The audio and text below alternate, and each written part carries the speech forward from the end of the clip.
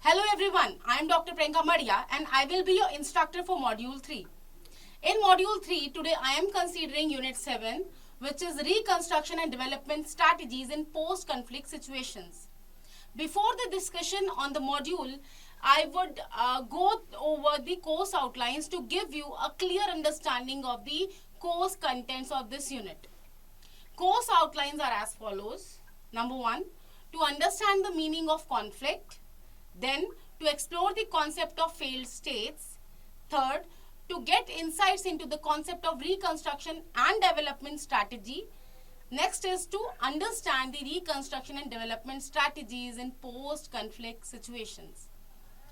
Before commencement of the session, I want to show you pictures of massive destruction and devastation which is caused on account of war situations in any economy. These pictures reveal that it is devastating. Wars not only affect the people during the war but also have disastrous aftermaths. In this, I am commencing today's discussion on Unit 7 that talks about the reconstruction and development strategies in post-conflict situations. In recent decades, numerous violent internal conflicts have occurred throughout the world. They have strategic impact on the social, political and economic circumstances of human geographies. With this, I want to present a brief fact sheet that reflects the incidents of war. Thereafter, reconstruction strategies would be discussed. Since 1980, over 500 countries have experienced significant periods of conflict, with severe effect in terms of destruction of physical assets, disruption in trade links, displacement of people, loss of human capital and income. For example, Rwanda has been scarred by genocide of 1994, which saw around 1 million people killed, 3 million people displaced, and this halved the GDP and saw worsening poverty.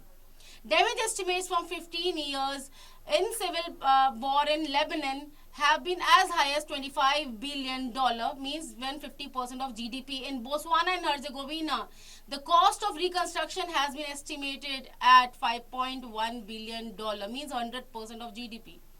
At first, I'm talking about the meaning of conflict. The word conflict is derived from a Latin word confligere, which literally means to strike together. John Galtung, the founder of peace studies, he provided definition of conflict as an action that has two or more incompatible goal states. In the same context, R.C. Michel, he states that the conflict is a situation in which two or more human beings desire goals which can be attained by one or other but not by both. These definitions make it clear that whenever there is incompatibility of goals, there are mismatched goals among the nations, then the conflicts occur. Now I want to explain you the concept of failed states. A state is generally said to have failed when it has become incompatible of rendering and the basic responsibilities such as law, enforcement and justice, military defense, education and unstable economy. This is on account of ongoing civil violences, corruption, crime, poverty, literacy and crumbling infrastructure. An additional factor that has led to consideration of failed state is that the state loses its credibility and trust of the people. Then it is a failed state. Even if it is functioning in a proper manner, even then it is a failed state. Yemen is considered as one of the failed states in 2019, followed by Somalia, South Sudan and Syria in 2019. Thus, failed states have following characteristics. Number 1, poor enforcement of law and justice, and these poor enforcements lead to civil violence and crime in the economy. Next is massive poverty, illiteracy and crumbling infrastructure. This also leads to a failed state. High crime rate, lack of security and political instability also leads to a failed state. Finally, failed states are seen as a threat to global security as they can become safe havens for terrorist and criminal organizations that disrupt the flow of globalization. Now I want to explain you the concept of post-conflict reconstruction strategy. Post-conflict reconstruction strategy refers to the plan of action that is initiated in order to consolidate peace and ensure security in a war-shattered economy. It aims at attainment of socio-economic goals in a sustainable manner in a war-affected nation. The term post-conflict does not mean that the causes leading to conflict or war would altogether be eradicated. It also does not mean that all the hostilities would vanish after signing of peace agreement. However, it signifies window of opportunity for peace in a conflicting situation that can again escalate if mismanaged. Now, I want to explain you that it is thus a multi-dimensional concept that involves massive work in terms of various aspects. These dimensions of aspects involve restoration of law and order, improvement in governance, instilling confidence in people regarding the working of government, consideration of justice, and reconciliation among the economies. On economic front, it involves certain tasks such as distribution of relief assistance, restoration of physical infrastructure, restitution of social services, creation of conditions of industrial growth, and implementation of essential structural reforms for ensuring the macroeconomic stability and ensuring the sustainable growth, of course.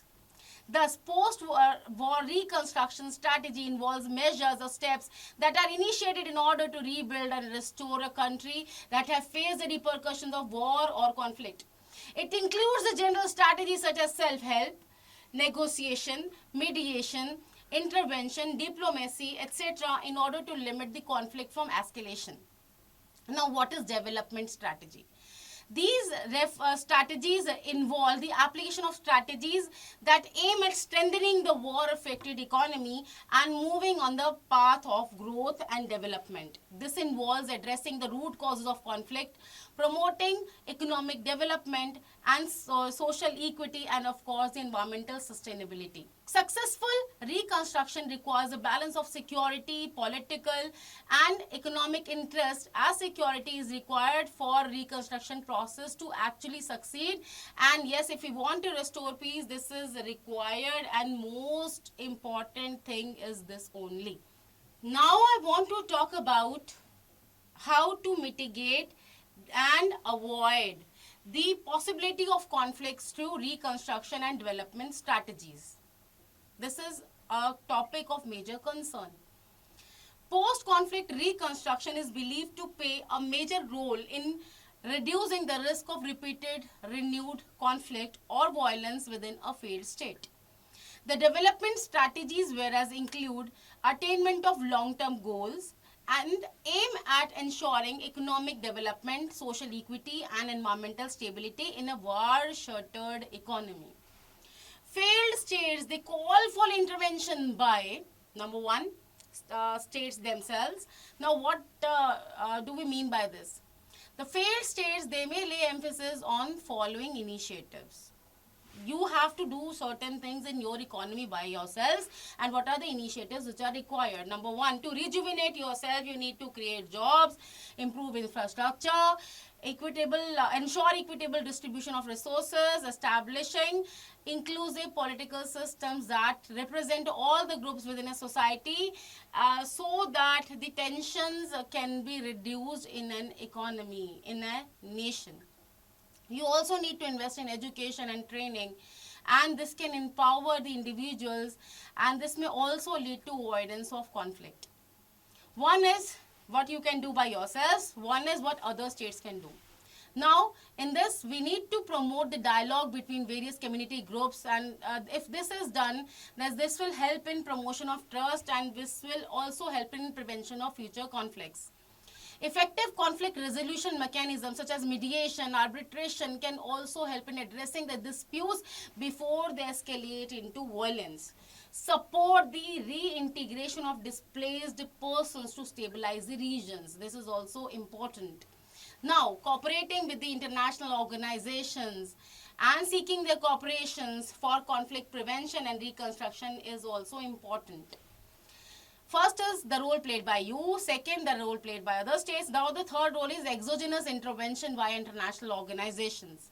Exogenous intervention involves the intervention by international organizations. It is imperative. Why it is imperative? Because they provide frameworks and necessary resources that help in restoration of peace.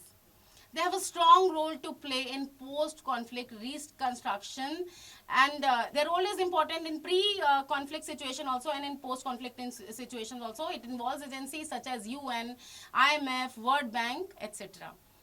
These are the agencies that believe in building international order. They aim at rejuvenating the collapsed states and provide platforms for upliftment of the states by providing them resources. They generate opportunities for diplomatic dialogue. These interventions are helpful for the nations to become safe, stable, democratic, and free. Now I'm being specific and explaining the reconstruction and development initiatives that are undertaken by various international organizations. These are the post-conflict initiatives undertaken by these organizations. First one is peacekeeping missions of United Nations. United Nations peacekeeping missions are one of the effective reconstruction strategy, as this is quite effective in post-war environment. There are where security remains fragile and the risk of renowned conflict is high. In this case, United Nations peacekeeping missions are one of the most visible forms of investment in peace. These missions help to prevent conflict escalation, prevent civilians from any dangers of the conflict, and they support in implementation of peace agreements. To be specific, peacekeeping initiatives undertaken by United Nations include: number one, humanitarian assistance. United Nations peacekeepers, they help in providing the safe access points and make sure that the people in need receive necessary goods. Then UN also helps in rebuilding the infrastructure and restoring the essential services. It also helps in creating the conditions of economic recovery and laying the foundation for long-term development. This is not enough. UN has a major role to play. What it does, it also gets involved in the training of police forces, supporting justice, promoting human rights, and fostering dialogue and reconciliation among the conflicting parties. They also get engaged in political mediation and conflict resolution. But how? By addressing the underlying causes of conflict and fostering reconstruction between warring parties. Peacekeepers, they can assist the negotiation of ceasefire agreements. They lead to peace negotiations and support the implementation of peace agreements. Now, I want to explain the post-war reconstruction strategy by UNESCO. UNESCO means United Nations Educational, Scientific, and Cultural Organization. As the name suggests, the UNESCO is involved in post-reconstruction strategy as follows. Number one, UNESCO has contributed significantly to post-war reconstruction initiatives by concentrating on the prevention and reconstruction of cultural heritages that has been destroyed or damaged during conflicts. This entails the evaluation of the damage, creating plans for restoration, and carrying out the efforts to bring these locations back to their previous splendor. Programs of education are also conducted by UNESCO. What it does here, it provides basically the funds in order to elevate the level of education. Because through education, the organizations like UNESCO, they provide education for peace in order to instill in young people's mind the culture of peace by teaching them values, attitudes, and non-violent behavior. UNESCO also emphasizes the peace capacity building in post-war regions by empowering local communities to participate in prevention and prevention of peace. This includes training programs for architects, archaeological historians, local craftsmen to ensure that restoration of work is carried out in an effective and sustainable manner. This is not enough. UNESCO also helps in documentation and research. But why am I saying this? There must be some reason, and the reason is that UNESCO conducts extensive documentation and research on the cultural heritage sites affected by war to understand their historical significance and assesses the extent of damage. This information is crucial for developing the targeted restoration plans and securing funding for reconstruction projects. In addition, UNESCO fosters the international cooperation and partnerships to support the post-war reconstruction efforts. This includes collaborating with governments, non-government organizations, academic institutions, and other stakeholders to mobilize resources and expertise for cultural heritage prevention and reconstruction. UNESCO also raises public awareness about the importance of cultural heritage, its preservation and reconstruction in post-war context. How it does it? Through educational initiatives such as media campaigns, outreach programs. This helps in providing support. So the next in this series is World Bank. World Bank focuses on the redevelopment of the economy of any war-torn country by prioritizing the financial operations of a country through steps such as investment, project financing, development policy financing, etc.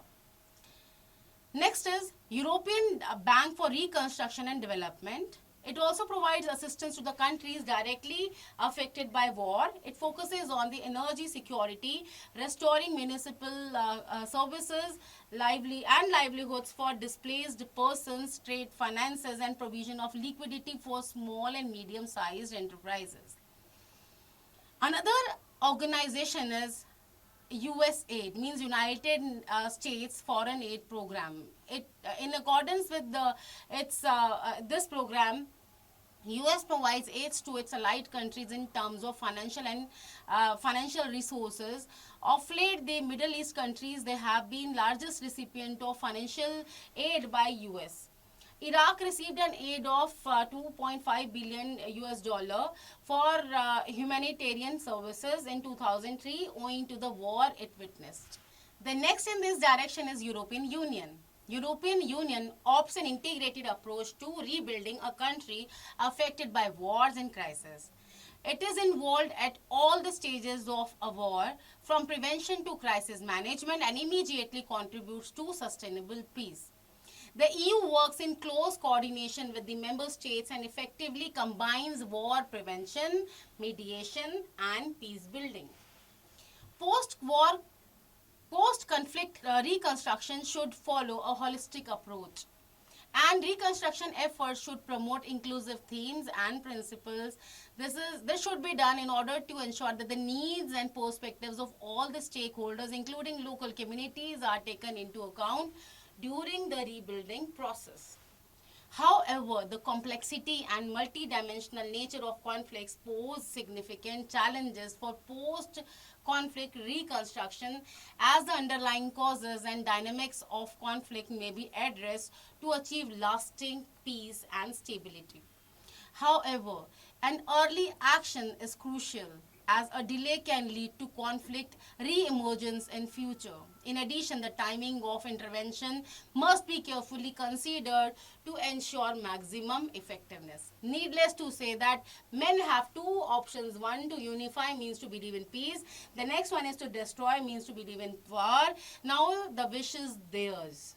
Please, before exercising your wish, please understand that we should always follow we are one approach, and rather than following rest in peace would actually occur when there will be wars and people and rest in peace would be there. Rather than following that approach, we should believe peace for all approach. With this, I want to wind up this module. Thank you so much for your patient listening. Thank you once again.